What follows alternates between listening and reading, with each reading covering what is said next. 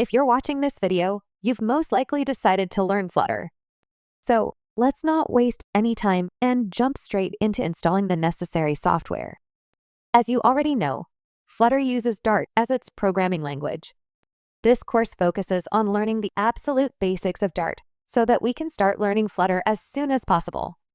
To do that, we will first install the necessary software to write and run our Dart programs. Jump into your favorite browser and search for Install Dart on Google. Click on the first link, which should be dart.dev. On this page, the first thing we see is a message telling us that we don't need to install Dart separately if we're going to install Flutter. That's exactly what we're going to do. So let's click on the Install the Flutter SDK link. Next, we need to choose our operating system. In my case, it's Windows.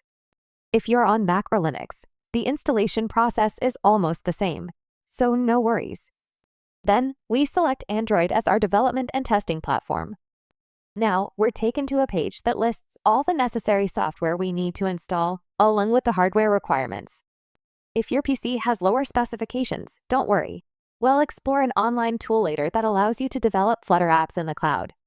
However, for Dart, it's both possible and recommended to set up a local development environment.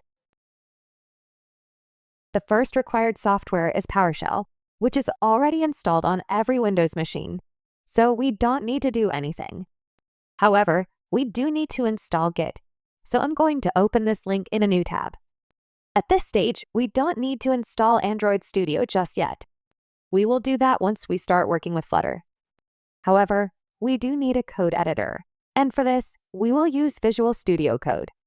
Later, we will install the Flutter and Dart extensions directly from Visual Studio Code. Now, let's go to the Git website and click Download.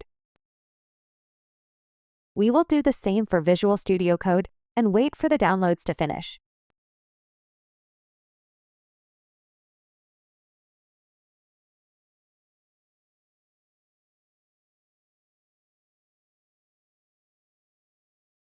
Once the downloads are complete, we will start with Git. Click on the downloaded file and follow the installation instructions.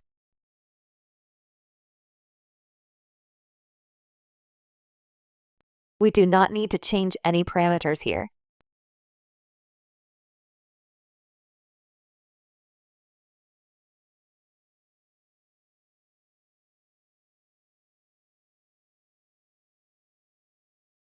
Now let's run the Visual Studio Code installer.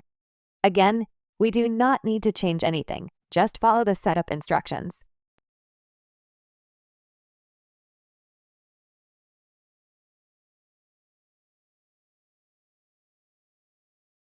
Once the installations are complete, we can delete downloaded files to free up space.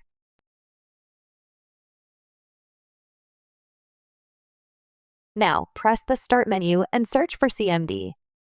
CMD, or Command Prompt, is a built-in Windows tool that allows us to run system commands and manage files. For example, we can check if Git is installed correctly by typing git --v and pressing Enter. If Git is installed, this command should display the version you have. The version number might be different from mine, depending on when you are watching this video, but that's totally fine. Next, let's create a new folder for our future projects. In the command prompt, type mkdir projects and press Enter. Now navigate into this new folder by typing cd projects.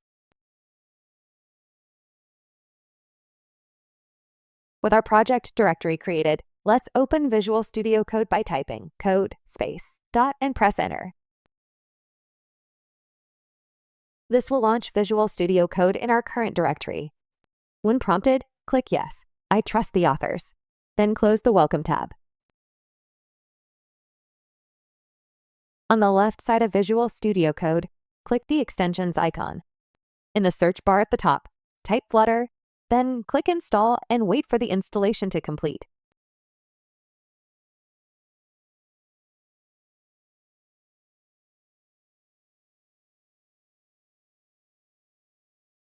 Once installed, close the Extensions tab and maximize the window. Now, press Ctrl-Shift and P to open the command palette. In the search bar, type Flutter, Then select Flutter, New Project. Visual Studio Code will now try to locate the Flutter SDK on our system. But since we haven't installed it yet, we need to download it. On the right side, click Download SDK. Choose a save location. We will save the SDK directly on the C drive.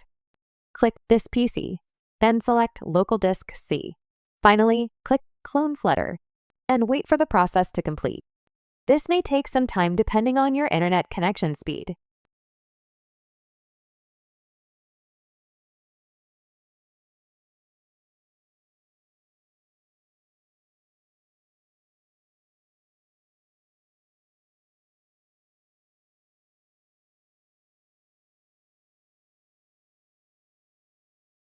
Once the download is complete, we need to tell our computer where Flutter is located.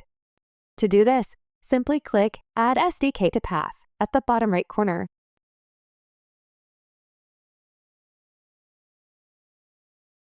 Let's make sure the SDK was added to the system path. Click the Windows Start button and search for env. Then select Edit the System Environment Variables. In the window that appears, click Environment Variables. Under the User Variables tab, double-click on Path. Here, we can see that the Flutter folder has been successfully added.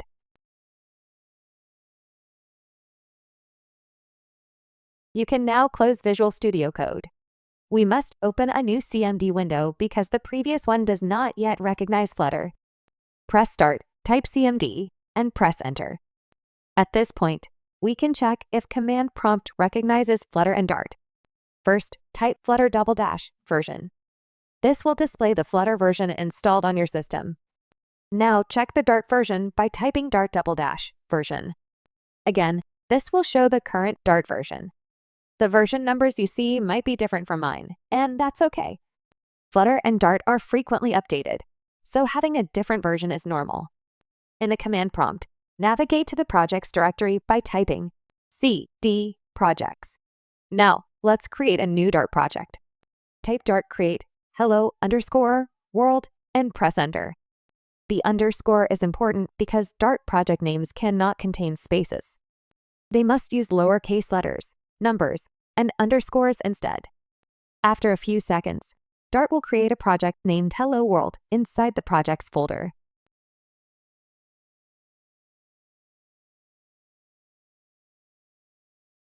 Now, navigate into our newly created project by typing cd hello_world.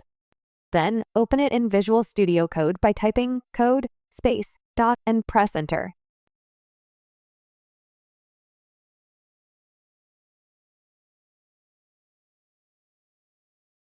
Close the Welcome tab. In the Explorer window, we can see that our Dart project consists of multiple files and folders. We will talk a lot more about Dart and Flutter project structures in future videos. For now, open the bin folder and double-click on hello_world.dart file. Visual Studio Code will open this file so we can edit it. Delete the generated code and type the exact code example you see on the screen. Void main opening and closing round brackets, followed by opening and closing curly brackets. Inside curly brackets, type print. Opening round bracket, opening single quote, hello world, closing single quote, closing round bracket, and semicolon at the end.